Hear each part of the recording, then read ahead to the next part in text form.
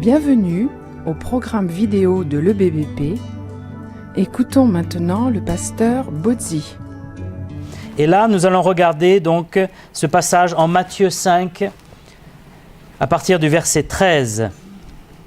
Je lis Matthieu 5, 13.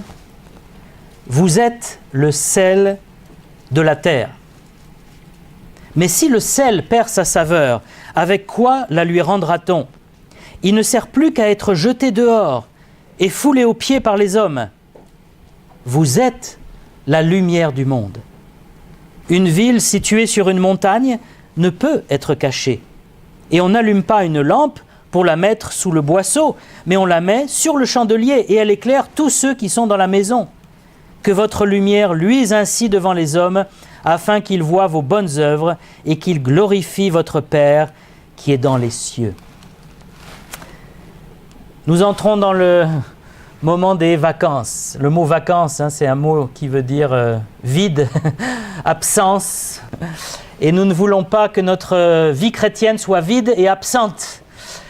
On parle aussi des congés. Nous sommes en congé, mais nous ne voulons pas prendre congé de Dieu. Nous voulons prendre congé du stress, peut-être, de la ville, de notre travail, de nos responsabilités pour un peu souffler. Et je pense que les congés sont importants. Jésus a dit à ses disciples, à ses apôtres, il a dit à un moment, prenez un peu de repos à part. Et c'est important de quitter tout le train-train et toute la routine, mais aussi tout le train fou de la vie, pour un peu s'arrêter et regarder vers le Seigneur, écouter la voix du Seigneur. C'est ça les congés. C'est pas juste pour tout laisser tomber et se relâcher dans la foi. Au contraire, c'est pour s'approfondir dans la foi. Parce que là, on a plus de temps, on est plus tranquille. On n'a pas le téléphone normalement. On n'a pas le téléphone qui est là tout le temps. On peut lire la Bible tranquillement. On peut penser devant une montagne, devant la mer, devant un lac, devant une forêt. On peut réfléchir à sa vie, faire le point, laisser le Saint-Esprit nous toucher. Et c'est là que les vacances sont fructueuses. Mais on peut aussi, en vacances, en congé, être le sel de la terre et la lumière du monde. Quand Jésus a dit ça, c'est fort quand même. Vous êtes le sel, vous êtes la lumière du monde. Maintenant, si je vous dis individuellement, tu sais que tu es la lumière du monde, c'est un peu trop là. C'est un peu trop. Je veux bien être une petite lumière, vous savez, dans le ciel étoilé. Tu es la petite étoile là-bas qu'on ne voit presque pas. Pourtant, Jésus a dit ça. Est-ce qu'il voulait flatter les disciples ? Non, Jésus ne flatte jamais personne. Il dit la vérité, il encourage, mais il ne flatte pas. Donc, il veut vraiment dire quelque chose. Il veut en fait nous rappeler notre rôle en tant que chrétien, notre responsabilité d'être le sel et la lumière. Et c'est vrai que la foi en Dieu, c'est quelque chose de communicatif. On ne peut pas juste être un chrétien sans briller, sans donner du goût, sans faire envie. Un chrétien, il faut que ça s'exprime. Et s'il ne s'exprime pas, il dit, il est bon à être jeté dehors. Ce sel n'a pas de goût. Cette lumière, si on la cache, ça ne sert à rien. Si vous avez une lumière, c'est pour qu'elle brille quelque part. C'est pour qu'elle éclaire. Et si elle n'éclaire pas, on passe à côté du plan de Dieu pour notre vie, on peut le dire. J'aime dans les psaumes ces versets qui nous disent combien la foi est communicative. Je vous lis psaume 96. « Chantez à l'Éternel, bénissez son nom, annoncez de jour en jour son salut, racontez parmi les nations sa gloire, parmi tous les peuples ses merveilles, car l'Éternel est grand et très digne de louange, il est redoutable par-dessus tous les dieux. » Un autre psaume, psaume 40. « Il a mis dans ma bouche un cantique nouveau. » Pendant les vacances, on peut chanter aussi. Même si on ne chante pas juste, ce n'est pas grave, on a le droit de chanter pendant les vacances. « Une louange à notre Dieu, beaucoup l'ont vu et ont eu de la crainte. Ils se sont confiés en l'Éternel. Heureux l'homme qui place en l'Éternel sa confiance et qui ne se tourne pas vers les hautains et les menteurs. Tu as multiplié, Éternel, mon Dieu, tes merveilles et tes plans en notre faveur. Nul n'est comparable à toi. Je voudrais les publier et les proclamer, mais leur nombre est trop grand pour que je les raconte. » Est-ce que j'ai des choses à raconter sur les merveilles de Dieu en ma faveur? Est-ce que j'ai expérimenté son salut, son pardon, sa grâce? son amour, ses exaucements, sa bonté. Est-ce que j'ai une liste, moi aussi, infinie, parce qu'il dit, ils sont trop nombreux pour que j'arrive à tous les raconter. Est-ce que j'ai une liste infinie de bénédictions, de merveilles de Dieu? Qu'est-ce que vous pouvez dire ce matin, une merveille de Dieu? Une, chacun. Non. On va dire une. Une. J'ai passé cette semaine à l'hôpital de la Pitié, l'année dernière, entre la vie et la mort. Ouais. Je suis sorti. Voilà. Une retraite. Le Seigneur a relevé notre frère. Quelqu'un d'autre, une merveille de Dieu? Le fait d'être ici. Merci Seigneur, d'être ensemble. Hein? Mon fils qui a été... Voilà, le fils de Michel. Voilà, relevé du cancer. Hein? Quelque chose d'extraordinaire, oui. Voilà, il t'a donné de la joie. La joie, c'est précieux, hein? C'est pas tout. Oui. Voilà. Il fait du bien à notre âme quand on lit sa parole. Et maintenant, des merveilles de la personne de Dieu. Oui, pardon, Christine. Oui.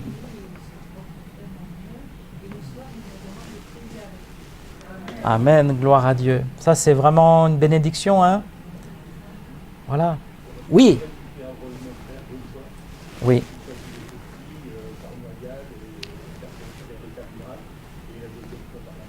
Oui. Et ton frère est toujours là en vie. Merci Seigneur. Oui, je disais aussi, on peut dire les merveilles de Dieu sur sa personne. Pas seulement ce qu'il a fait, mais ce qu'il est. Oui. Son amour pour nous. Voilà. Indéfectible, inconditionnel. Oui. Moi, je suis toujours touchée par la douceur du Seigneur. Il pourrait nous donner des... nous parler avec force, mais c'est toujours avec douceur. Ouais. La douceur de Dieu. Oui.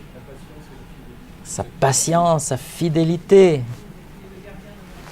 Il garde notre âme, il nous protège, il veille sur nous, il ne dort pas. Hein. Combien c'est merveilleux. Il y a des choses à dire, on pourrait avoir une liste infinie. Et c'est ça aussi, d'être le sel et la lumière, c'est de raconter les merveilles, de les publier, de les proclamer, de dire autour de nous, mais tu ne peux pas savoir comment Dieu est merveilleux.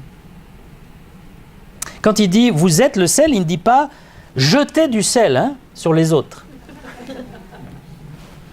Il dit « vous êtes vous-même le sel ». Il ne dit pas « éclairez les gens ». Il dit « vous êtes la lumière ». C'est ça qui nous surprend, vraiment, c'est tellement fort hein, cette expression. C'est que Jésus veut montrer là, il veut que l'on soit quelqu'un. Il ne veut pas qu'on ait juste des belles paroles, qu'on dise aux gens « fais ci, fais ça ».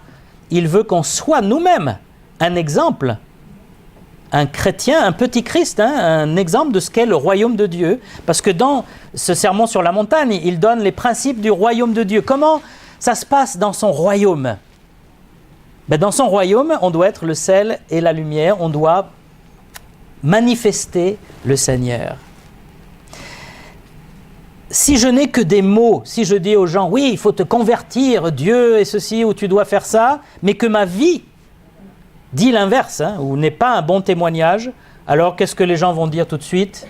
C'est un hypocrite, c'est une hypocrite. Et ça, la France a connu beaucoup d'hypocrites dans la religion, et il y en a toujours. Et nous devons donc faire attention à ne pas être comme les pharisiens. Qu'est-ce que Jésus a dit des pharisiens? Faites donc et observez tout ce qu'ils vous disent. Oh, c'est bon ça. Mais n'agissez pas selon leurs œuvres, car ils disent et ne font pas. Bon, comme témoignage, on a vu mieux. C'est-à-dire, ils ont des bonnes paroles, et tout ce qu'ils disent, c'est bon. Mais ne faites pas ce qu'ils font. C'est-à-dire, ils contredisent leurs paroles par leurs actions, par leur attitude, par leur cœur même rebelle. Hein. Donc, attention à ne pas devenir un pharisien.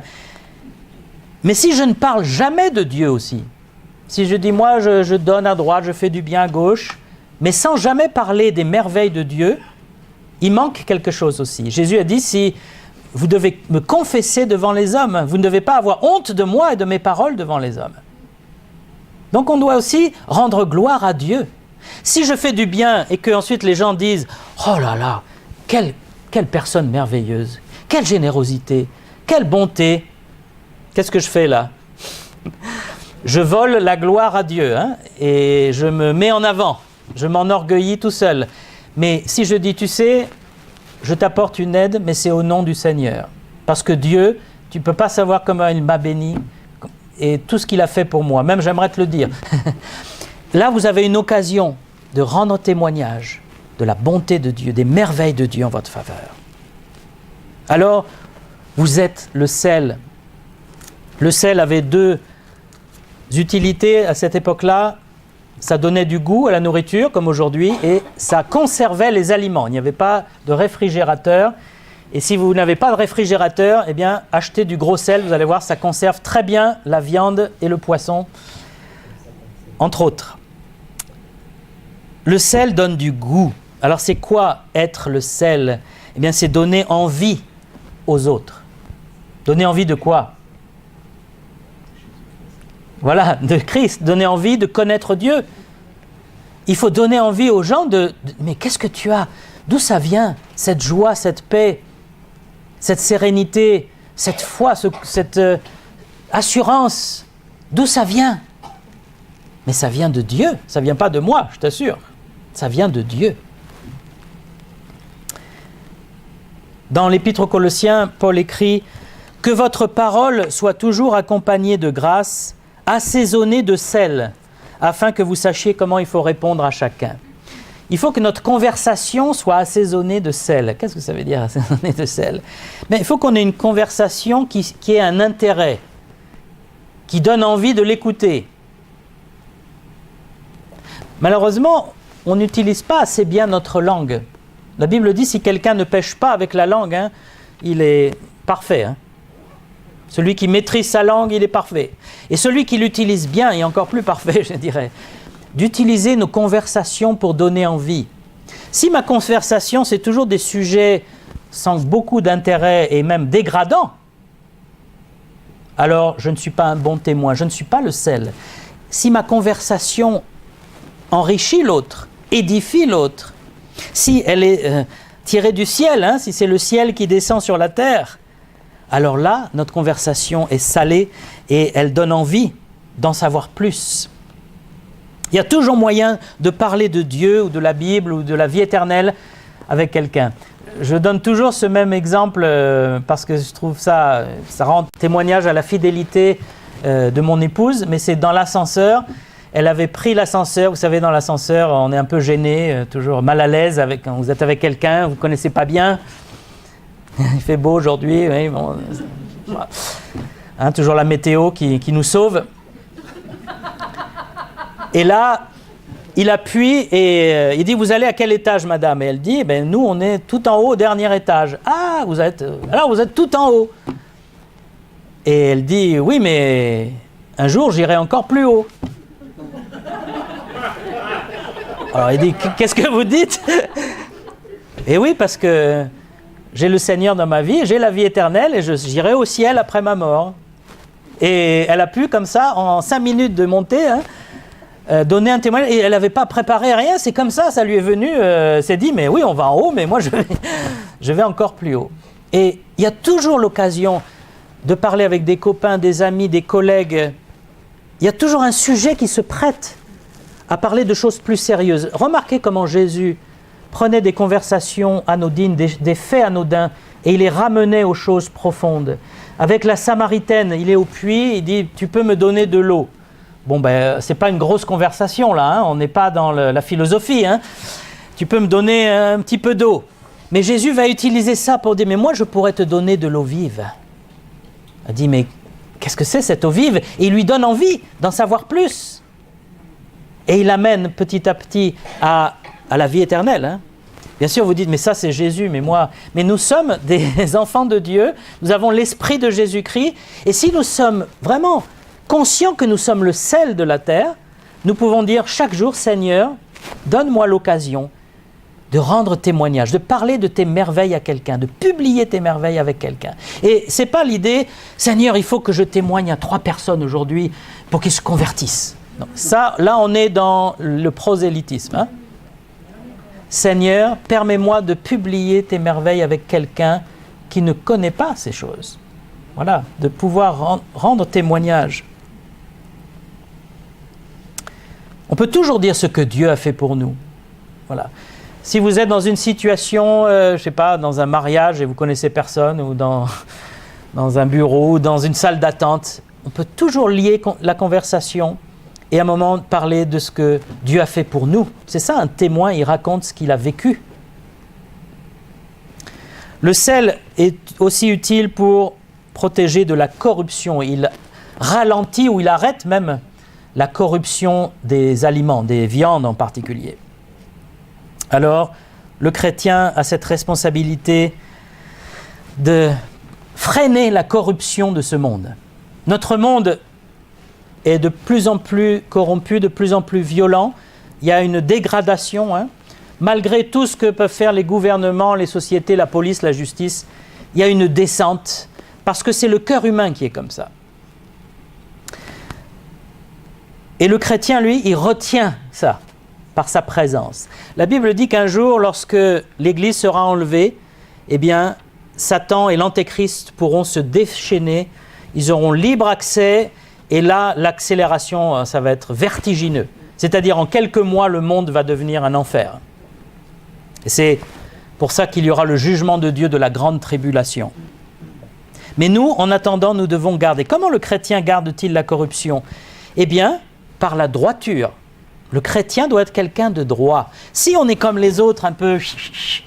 oui, on trouve toujours un moyen de tourner autour de la loi, là, je n'ai pas un témoignage chrétien. Chrétien, il est droit, il est comme ça. Un chrétien, il dit la vérité. Il n'est pas dans le mensonge. Et là, on se rend compte qu'être le sel, c'est une responsabilité. C'est sérieux. C'est pas juste parler aux gens. C'est est-ce que dans ma vie, je suis authentique, sincère, vrai, droit? Est-ce que je suis juste, équitable dans mes relations avec mes collègues, avec mes enfants, avec mon conjoint, Est-ce que je suis droit, juste? Et est-ce que je suis honnête en toutes choses? Est-ce que je suis quelqu'un d'incorruptible? Je ne sais pas si vous aimiez regarder la série des Incorruptibles, ces policiers de Chicago qui ont pu arrêter Al Capone parce qu'ils ne se sont pas laissés acheter. Est-ce qu'on peut m'acheter, moi? Est-ce que vous pouvez être acheté par le diable? Est-ce qu'il peut vous dire, si je te donne tant, tu es prêt à tomber dans le péché? Je pense qu'on a malheureusement failli. Mais Dieu veut qu'on devienne incorruptible, c'est-à-dire qu'à chaque tentation, on dise non, moi tu ne m'achètes pas. Bien sûr, le péché vous propose toujours quelque chose, mais si tu fais ça, tu vas avoir un plaisir, tu vas avoir de la puissance, du pouvoir, je ne sais pas, peu importe ce qui nous tente, mais on peut dire non, tu ne m'achèteras pas. Je veux rester incorruptible, j'appartiens à Jésus-Christ. Mes mains, mes yeux, mon corps appartiennent au Seigneur. Il dit, vous avez été rachetés à un grand prix. Glorifiez donc Dieu dans vos corps et dans vos esprits. Nous n'appartenons plus à nous-mêmes. Le chrétien aussi est quelqu'un dont le oui doit être oui. On doit être des hommes et des femmes de parole. C'est ça aussi la droiture. Donc, pas de mensonge, pas de malhonnêteté, être juste, être paisible, être vraiment le sel qui garde la corruption. Normalement, là où on est, il doit y avoir moins de corruption. Que ce soit dans notre travail, ou dans notre famille, ou dans notre cercle d'amis, les gens doivent savoir que là, il y a quelque chose de droit et de pur, et ça doit les freiner un peu. Vous savez qu'un chrétien peut vraiment avoir une influence sur des gens qui sont tentés de faire le mal, et vous pouvez les empêcher. Non pas par la force, mais par votre comportement et par vos exhortations. Vous pouvez arrêter le mal. Et c'est notre rôle aussi. Bien qu'on ne pourra pas arrêter globalement le mal, Dieu seul, Christ seul pourra le faire, mais on peut nous le freiner en tout cas. Et puis il dit, vous êtes la lumière du monde. Alors ailleurs c'est écrit que c'est Jésus-Christ la lumière du monde. Dans le premier chapitre de Jean, il dit bien que la lumière est venue dans le monde et les ténèbres ne l'ont pas reçue. Depuis le commencement de la Bible, il y a cette dichotomie, cette séparation entre les ténèbres et la lumière. Dieu a créé la lumière, mais il a séparé la lumière des ténèbres. Parce que les ténèbres, c'est quoi? C'est l'absence de lumière. C'est la révolte quelque part contre la lumière. Et notre monde devient un monde de ténèbres, où les ténèbres s'épaississent. Il y a de moins en moins de lumière, on voit de moins en moins clair. Il y a ce passage dans Ésaïe qui est prophétique et très fort. Je vous le lis dans Ésaïe 5. À partir du verset 20. « Malheur à ceux qui appellent le mal bien, et le bien mal, qui changent les ténèbres en lumière et la lumière en ténèbres. » Eh bien, on y est arrivé. On est dans un monde où certaines choses que nous considérons comme justes, bonnes, sont appelées mauvaises, dangereuses.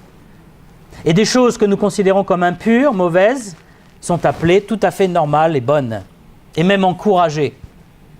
Nous sommes dans un monde qui marche sur la tête, et en tant que chrétiens, nous devons être la lumière du monde. Alors, surtout, ne nous glorifions pas de ça.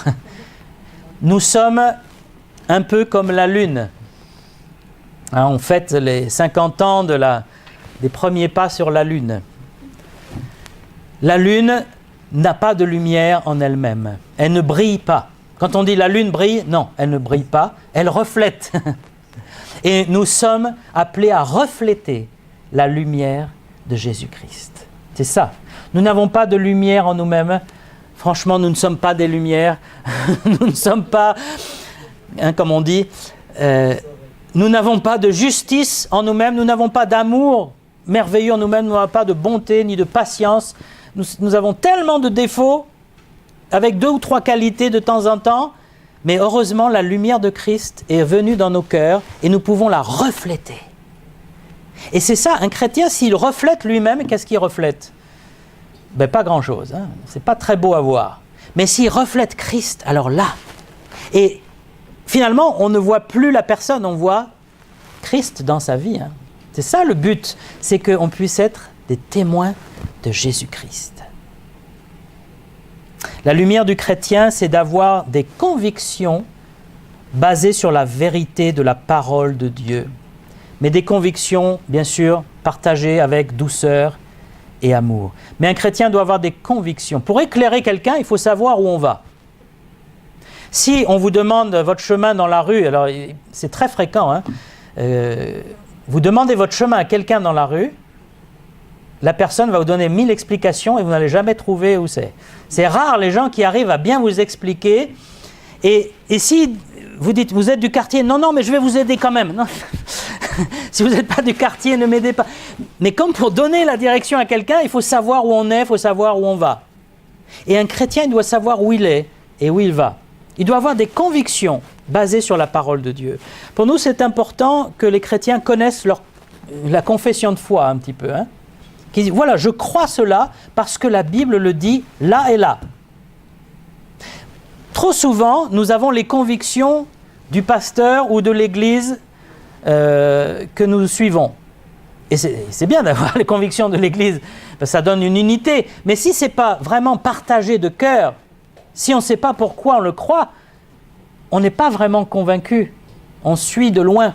Et le Seigneur veut qu'on ait des convictions formées dans la parole de Dieu, qu'on puisse répondre à ceux qui nous demandent « Mais pourquoi tu crois ça ? Pourquoi tu penses ça ?» Et pour éclairer quelqu'un, il faut savoir surtout le chemin du salut. Est-ce qu'on sait comment expliquer le salut à quelqu'un ? Si quelqu'un nous dit « Ah, on va tous mourir, c'est terrible quand même. » Qu'est-ce que vous faites ? Vous dites « Ah oui, tu as raison. » Ou est-ce que vous bondissez, vous rebondissez en disant « Ah oui, mais il y a un moyen d'avoir la vie éternelle. » Ah bon ? Dis-moi comment. Et c'est là qu'il faut savoir expliquer, avoir une conviction. Et si moi-même je ne sais pas exactement, je ne suis pas clair ni convaincu, je ne vais amener personne à la lumière. Nous devons briller, il dit, comme une ville sur une montagne. Et certains commentateurs pensent que cette ville, ça peut être l'Église. Quand on est ensemble, on brille encore plus fort que quand on est tout seul, un peu seul chrétien dans sa famille ou dans son boulot. L'Église a vraiment une lumière dans une ville. Et d'ailleurs, c'est pour ça que Jésus a dit « C'est à l'amour que vous aurez les uns pour les autres, que les hommes sauront que vous êtes mes disciples. » comment on pratique l'amour les uns pour les autres si ce n'est ensemble? Si on est chacun chez soi, c'est difficile. Mais si on est réunis ensemble, là on peut montrer cet amour de Christ. Et ceux qui vont rentrer, eh bien seront touchés par cet amour. Ils ne seront pas forcément touchés par les paroles dites derrière le pupitre, mais ils seront touchés par l'amour qui règne. C'est impalpable, ça ne se voit pas l'amour, et pourtant c'est très fort, ça se ressent quand c'est vrai, quand c'est là. Et le Seigneur nous appelle à être un témoignage aussi en tant qu'Église, qu'assemblée, par l'amour que nous avons les uns pour les autres. Si quelqu'un rentre dans l'Église, un visiteur qui se pose des questions sur la foi, sur Dieu, et que quand il surprend une conversation de deux personnes qui se querellent, ou qui ont des conversations dégradantes, on va dire, bon ben voilà, c'est pareil que dehors, ça ne change pas trop. Je ne vais pas trouver mes réponses ici. Mais s'il trouve des conversations célestes, s'il trouve un amour céleste, il va dire, mais ici, ce n'est pas la terre, là, on est ailleurs. Parce que le Seigneur sera présent en son amour, dans sa sainteté. La Bible nous parle beaucoup d'être des lumières. En Éphésiens, il dit « Autrefois, vous étiez ténèbres, mais maintenant, vous êtes lumière. Dans le Seigneur. Marchez comme des enfants de ténèbres. Lumière. Autrefois, j'étais ténèbres. » Et je ne peux pas dire « Je suis merveilleux, je suis un chrétien lumineux, n'est-ce pas ? Écoutez-moi. » Non, j'étais ténèbres comme toi. J'étais perdu, je ne savais pas où j'allais, ni où était vraiment le bien et le mal, j'avais une culpabilité, mais j'ai découvert la lumière du monde qui est Jésus-Christ. Et cette lumière, je l'ai acceptée dans ma vie. Il dit, celui qui croit, qui reçoit cette lumière, lui est donné le pouvoir de devenir enfant de Dieu. J'ai reçu la lumière de Christ et je suis devenu un enfant de Dieu. Et aujourd'hui, est-ce que tu veux toi aussi avoir cette lumière dans ta vie ? Philippiens 2, afin que vous soyez irréprochables et purs, des enfants de Dieu, irrépréhensibles, au milieu d'une génération perverse et corrompue, parmi laquelle vous brillez comme des flambeaux dans le monde. Plus les ténèbres sont épaisses, plus la moindre lumière se voit de loin. Alors profitons que notre monde est de plus en plus pervers et corrompu, pour briller d'autant plus. Pour vraiment avoir ce témoignage d'être la lumière dans le monde où nous vivons.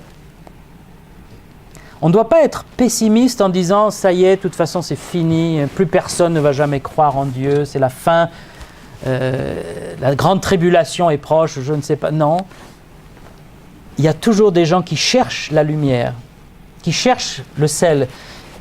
Leur vie est fade, leur vie est vide. Ils attendent quelque chose qui a du goût. Ils attendent quelque chose qui est vrai, qui a un sens. Ils attendent un éclairage, ils ne comprennent rien à la vie. Ils disent, la vie est absurde. Il y a la mort, il y a des accidents, il y a des tragédies, il y a des maladies, mais je ne comprends rien. Pourquoi cette vie ? Pourquoi on souffre tant ? Mais le chrétien, il a des réponses. Et il peut apporter surtout la lumière de Jésus-Christ, du salut. C'est qu'il y a une vie après la mort aussi. Alors, tout le monde ne va pas vouloir nous écouter. Parfois, nous donnons un parfum de mort, comme dit la Bible, ou un parfum de vie. Parfois, on n'a même pas le droit de parler dans certains lieux, dans certains pays. Mais je pense à Daniel, le prophète. Daniel, c'était un jeune homme d'une bonne famille juive. Et puis, les Babyloniens sont arrivés, ils ont fait une razzia sur tout Israël. Ses parents ont probablement été tués, peut-être sous ses yeux. Et lui, il a été kidnappé, parce que le roi de Babylone voulait prendre les jeunes de bonne famille pour en faire ses conseillers. Et il se retrouve ballotté, malmené dans le palais du roi de Babylone. Et là, il doit se dire, qu'est-ce que je vais faire ici ? C'est-à-dire, si j'ouvre la bouche, il risque de me... Et puis, il a rendu un premier témoignage, il a dit « Je ne mangerai pas de votre viande ». Parce que pour un juif, la viande là n'était pas cachère. Donc il dit « Je mangerai les légumes mais pas la viande ». Alors celui qui s'occupait d'eux a dit « Mais si tu ne manges pas de viande, tu vas dépérir et tu vas mourir, et moi aussi, parce qu'on va dire, je me suis mal occupé de vous. Il ne t'inquiète pas. Et par la foi, il a mangé que des légumes, et la Bible dit qu'après plusieurs semaines de ce traitement, son teint était meilleur, plus beau que celui qui avait mangé de la viande. Et il a été pris comme conseiller du roi. Et là, en tant que conseiller du roi, il a pu influencer le roi. Il a pu témoigner de l'Éternel, de Yahvé, le Dieu d'Israël. Au point que le roi, à un moment, a dû reconnaître que le seul vrai Dieu, c'est l'Éternel. Et puis plus tard, il a connu plusieurs rois, Daniel. On l'a interdit de prier. Interdiction dans tout le pays, tu n'as pas le droit de prier. Et on savait que Daniel, il allait à la fenêtre et il priait, les bras levés vers l'Éternel, 3 fois par jour. Et quelqu'un dit... Regardez, Daniel, il prie, désobéit à la loi, arrêtez-le.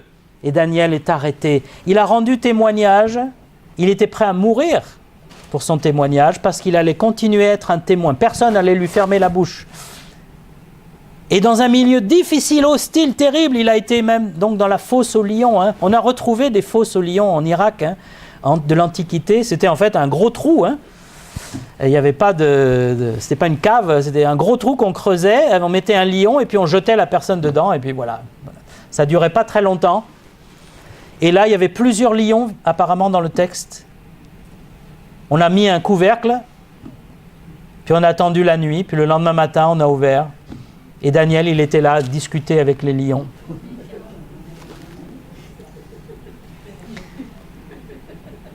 Il a rendu témoignage de la grandeur de Dieu. Ses collègues aussi, ses 3 collègues qui étaient avec lui, sont sortis vivants d'une fournaise. Là aussi, on sait que ces fournaises étaient utilisées à Babylone. C'était des sortes de chaudières à ciel ouvert où on jetait les condamnés à mort. Ils ont été jetés dedans, ils sont ressortis vivants.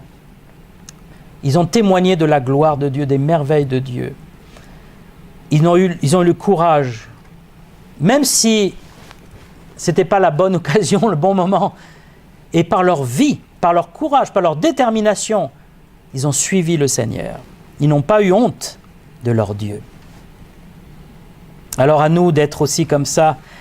Et je voudrais terminer avec ce passage du livre des Actes qui me touche toujours, chaque fois que je le lis, Actes 2, 46-47, qui est l'exemplarité des chrétiens et l'effet que cela a sur les autres. Acte 2, 46, ils étaient chaque jour tous ensemble assidus au temple, ils rompaient le pain dans les maisons, ils prenaient leur nourriture avec joie et simplicité de cœur, louant Dieu et trouvant grâce auprès de tout le peuple. Et le Seigneur ajoutait chaque jour à l'Église ceux qui étaient sauvés. Ce qui est frappant, c'est qu'ils ne faisaient rien d'extraordinaire. Ils allaient au temple. Pourquoi ils allaient au temple tous les jours? Pour prier, pour louer Dieu, pour se réjouir dans le Seigneur. Ils aimaient Dieu, ils étaient sauvés, ils voulaient aller être avec Dieu tout le temps.